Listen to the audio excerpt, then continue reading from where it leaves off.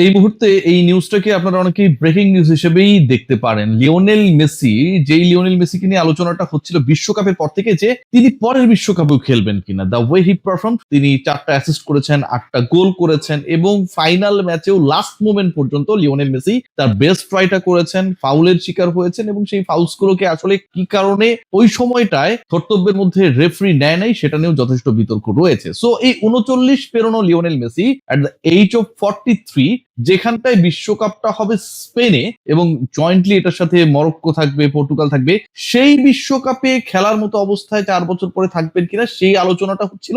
এমন আলোচনাও হচ্ছিল যে লিওনেল মেসির যে ছেলে, বড় ছেলে, তিনিও আর্জেন্টিনার হয়ে আর্জেন্টিনার ন্যাশনাল টিমের জার্সিতে পরের বিশ্বকাপে অ্যাপেয়ার হতে পারেন। And if it happen then Lionel Messi এবং থিয়াগো মেসি একসাথেই পরের বিশ্বকাপ খেলবেন। গত 2-3 দিন পর্যন্ত এই ডিসকাশনটা চলছিল। আজকে হুট করে যে খবরটা এসেছে সেটা অনেকটাই আমার কাছে মনে হয় যে একটা ধাক্কা। বিশ্বকাপ শেষ হয়েছে, আপনারা সবাই জানেন যে 22 তারিখে, এবং আজকে জানানো হচ্ছে 20 তারিখে, দুঃখিত, লিওনেল মেসি তিনি তার অবসরের পরিকল্পনা, ফুটবল থেকে অবসরের পরিকল্পনা করে ফেলেছেন। লিওনেল মেসি ফুটবলকে চিরতরে বিদায় জানানোর যে পরিকল্পনা করে ফেলেছেন এবং সেটা already AFA, Argentine football federation বা অ্যাসোসিয়েশন, তারা এই ব্যাপারটা নিয়ে শেষ মুহূর্তে লিওনেল মেসিকে কিভাবে ফুটবলের গডকে কিভাবে ফুটবল থেকে বিদায় জানানো যায় সেই প্রিপারেশন শুরু করে দিয়েছে। সো আমার কাছে মনে হয় যে এই নিউজটা হুট করে আসাটা একটা সেটব্যাক। মানে লিওনেল মেসি অবসর নিতে চান, সেটা তিনি তো বিশ্বকাপের শেষেই নিতে পারতেন। বিশ্বকাপের শেষে আমরা দেখেছি যে কয়েকটা গণমাধ্যমেও কিছু ইন্টারভিউ এসেছে যেখানটায় লিওনেল মেসি তার স্ট্যান্স ক্লিয়ার করেছেন, দল ভালো খেলে নাই, ইয়ামালকে নিয়ে তিনি অনেক বেশি সন্তুষ্ট, অনেক ধরনের ডিসকাশন আমরা পেয়েছি ইভেন আর্জেন্টাইন টিম ম্যানেজমেন্টের পক্ষ থেকেও। কিন্তু লিওনেল মেসি অবসরের সিদ্ধান্ত সহসা জানাচ্ছেন, এইরকম প্রেডিকশন কারোর মধ্যে ছিল না। সেই সিদ্ধান্তটা আজকে এসেছে। সেই সিদ্ধান্তর ব্যাপারে আর্জেন্টাইন ফুটবল অ্যাসোসিয়েশন তারা কাজ করা শুরু করে দিয়েছে এবং লিওনেল মেসি আর ফুটবলে থাকছেন না, এই খবরটা মোটামুটি অফিসিয়াল হয়ে গেছে।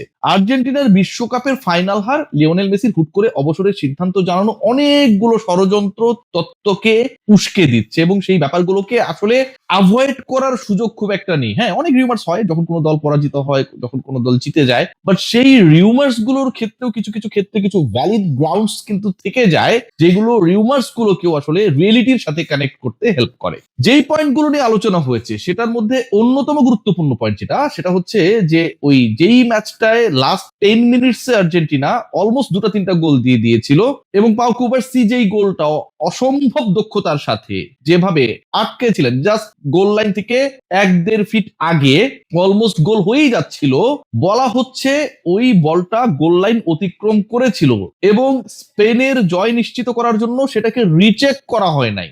গোল লাইন যদি বল অতিক্রম করে সেটার একটা শ্যাডো ক্রিয়েট হয় এবং অনেকেই দাবি করছেন যারা এই ষড়যন্ত্র তত্ত্বগুলোকে নিয়ে আসলে ডিসকাশন করছেন যে ওইরকম একটা শ্যাডো নাকি ক্রিয়েট হয়েছিল, that the ball it cross the goal bar. So এরকমটা যদি হয়ে থাকে এবং সেটা যদি রিচেক করা না হয়, this is a very valid point.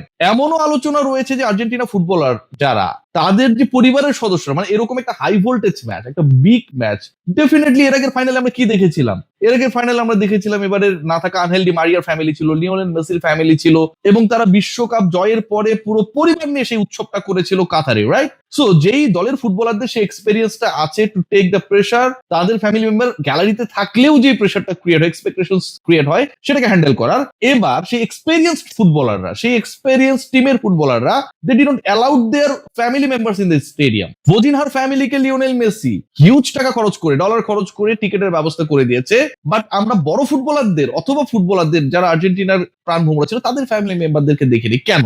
বলা হচ্ছে যে দেয়ার ওয়ার সাম থ্রেটস, যে ফ্যামিলি মেম্বাররা যেন মাঠে না যায় অথবা আর্জেন্টিনা যেতে গেলে তাদের পরিবারের উপরে, এগুলো সবগুলোই কিন্তু রিউমার্স, এখন পর্যন্ত কোনোটাই প্রমাণিত না, বড় ধরনের নাশকতা হতে পারে। এই যে ব্যাপারগুলো, এবং যখন ওই ড্রেসিং রুম থেকে, গ্রিন রুম থেকে বের হয়ে টানেল পেরিয়ে যখন মাঠে আসছিল আর্জেন্টিনা দল, ওই সময়টায় লিওনেল মেসি যেভাবে দলের সদস্যদের সাথে কথা বলছিলেন, শান্ত হতে বলছিলেন, তার মানে আপনি যখন বলবেন যে মানে শান্ত হও, হ্যাঁ ঠান্ডা হও, হোয়াট ডাজ ইট মিন? মানে কেউ না কেউ অশান্ত ছিল অথবা কেউ না কেউ কোনো একটা পক্ষ অশান্ত করেছিল। আমি শান্ত হতে বলবো কখন? আমি কাউকে কখন কুল ডাউন করব? যখন তিনি কোনো একটা হিটেড আর্গুমেন্টের মধ্য দিয়ে যাবেন, হিটেড টকিংস এর মধ্য দিয়ে যাবেন। এরকম একটা সিচুয়েশন ক্রিয়েট না হলে কিন্তু আপনি রিফ্লেকশনে কাউকে বলবেন না ভাই কুল ডাউন, চুপ হও, আমাদের খেলায় ফোকাস করো। নিশ্চয়ই কিছু একটা ঘটেছিল। হোয়াট অ্যাকচুয়ালি হ্যাপেন্ড, ওই সময়ের যে ব্রেকটা, ওই 18-20 মিনিটের মধ্যে কি হয়েছিল সেটার কিন্তু প্রপার ব্যাখ্যা আমরা পাইনি। ফুটবলাররা বিচ্ছিন্নভাবে তার ফ্যামিলি মেম্বার এরে ওরে বলেছে যে না তেমন কিছু হয়নি কেন, কিন্তু সেটা তো আসলে সেই উত্তরটা দেয় না। জিয়ানি ইনফান্তিনো আপনারা সবাই জানেন যে পরের ওয়ার্ল্ড কাপ পর্যন্ত ফিফার প্রেসিডেন্ট থাকবেন এবং পরের 4 বছরের জন্য তাকে দায়িত্ব দেওয়া হচ্ছে এবং এটা কোনো প্রতিদ্বন্দ্বী নেই, সবাই হচ্ছে তাকেই চায়। এখানটা ইউরোপের একটা বড় সমর্থন, very important, cause he is also from the Europe. So UEFA and ইউরোপের সমর্থন নেওয়ার জন্য আর্জেন্টিনা জিতবে না, স্পেন জিতবে, এরকম নাকি একটা ডিলস হয়েছে এবং সেই আলোচনাটাও রয়েছে, সেই ডিসকাশনটাও রয়েছে যে এরকম একটা ঘটনা ঘটতেও পারে, যেটা আগেই হয়ে গেছে, পুরোটাই সেট আপ ছিল। We don't know actually what happen. Lionel মেসির অবসর, হুট করে অবসরের সিদ্ধান্ত, এর তড়িঘড়ি করা, এবং যিনি আর্জেন্টিনা ফুটবল ফেডারেশনের প্রেসিডেন্ট ডিউরিং দ্য ম্যাচ, যখন ম্যাচ চলছিল ফাইনাল, ওই সময়টাই নাকি তাকে গ্রেফতার করারও একটা পরিকল্পনা ছিল এবং সেই ব্যাপারটা আর্জেন্টিনার ড্রেসিং রুম পর্যন্ত পৌঁছেছে। আপনি গুগল করতে পারেন, সার্চ করতে পারেন, আমি যে তথ্যগুলো দিচ্ছি একটাও ভুল না, প্রত্যেকটাই এখন পর্যন্ত যেই ডিসকাশনস গুলো হচ্ছে,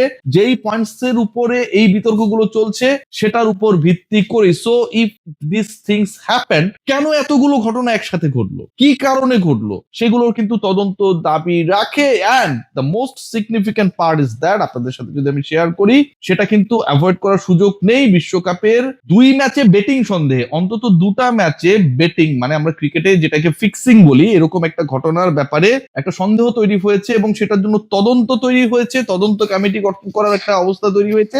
সেই তদন্তটা করা হচ্ছে স্পেনের এগেনস্টে, যারা ওয়ার্ল্ড চ্যাম্পিয়ন আর্জেন্টিনাকে 1-0 গোলে হারিয়েছে। এরকম একটা তদন্ত বা ইনকোয়ারি যখন ফুটবলের সর্বোচ্চ সংস্থা তারা কন্ডাক্ট করবে এবং এরকম একটা নিউজ যখন লিক আউট হবে এগেইনস্ট দ্যাট টিম যারা বিশ্ব চ্যাম্পিয়ন হয়েছে, এবং তাদের এগেইনস্টে এলিগেশনটা হচ্ছে বেটিং এর এলিগেশন, মানে সিরিয়াস ভয়াবহ violations of the norms and philosophy of football, এটাকে কোনোভাবেই ছোট করে দেখার সুযোগ নেই, cause this decision has come from the FIFA.